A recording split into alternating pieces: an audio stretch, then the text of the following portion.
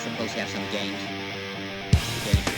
Alright, well, I'm out here trying to figure out the 403, trying to find out why it won't run right. Check out the previous video, working out the bugs on the 403. Basically, my problem is an idling and drivability problem. It won't idle. It sounds like it's running on 4 cylinders. It revs up okay after 1,000 RPMs. Sometimes it'll go all out, smoking the tires, and sometimes you just put your foot into it and it about falls flat on its face.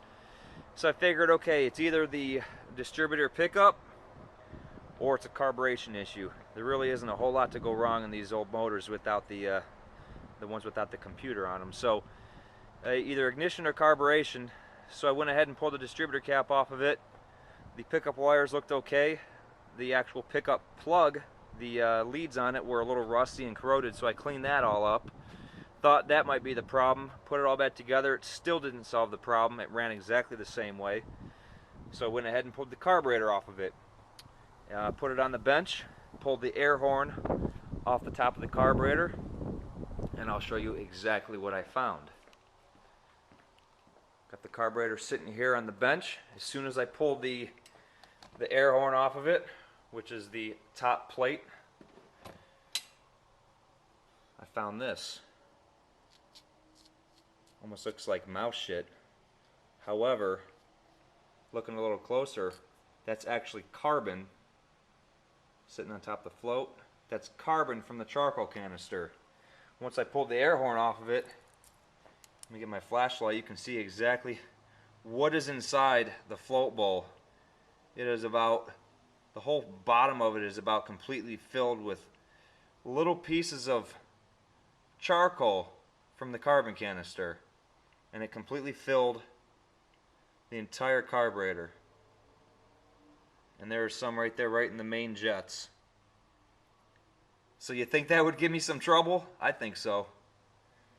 I've never had this happen before. So needless to say, it's a carburation issue. So what I'm going to have to do is go through, pull this whole carburetor back apart, because I rebuilt this once before, and I've rebuilt tons of quadrajets, and I figured, what did I do wrong when I put this one back together? But apparently it wasn't what I did. It's what happened with the charcoal canister. And those of you who don't know what a charcoal canister is, I'll show you what that exactly is. It's this little guy right here. And what this does is, this line here is the vent from the tank. That goes to the carburetor. You follow this up here like this, and that goes right to the top of the carburetor, right to the float bowl vent.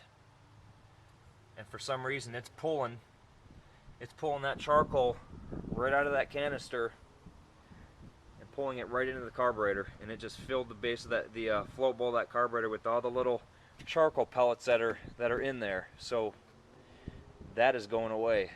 I'm gonna have to get another one. I've never had that happen before. I had no idea that actually does or would happen. So I'll go ahead and rebuild the quadrajet again, get all that charcoal out of it, put it all back together, and this 403 should be running back 100%, and I'll get this thing out on the road and finally show you guys what it can do. I already got the carburetor all put back on, cleaned out, got all the carbon out of it, and let's see what it does. Go ahead and fire it up.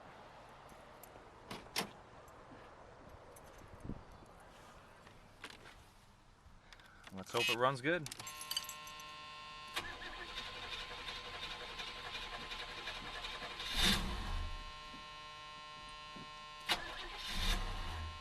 Come on.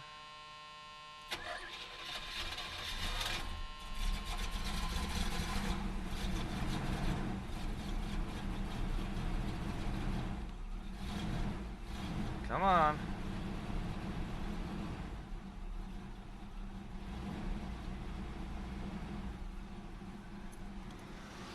Other than a few hiccups, it seems okay. Thing's just cold.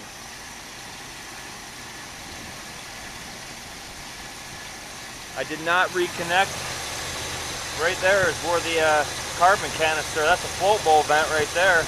But the carbon canister, the tank vent, I didn't hook that back up. I got it open right here.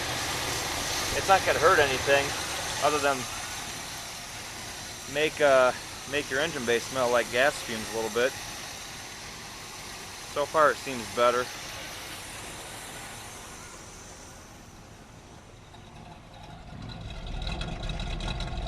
It already sounds better, sounds a little normal. Still not completely convinced. It's really rough.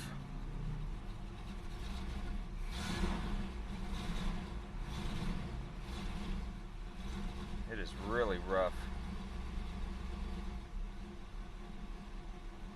Well, we'll see how it goes. Hopefully I'll get this thing on the road soon.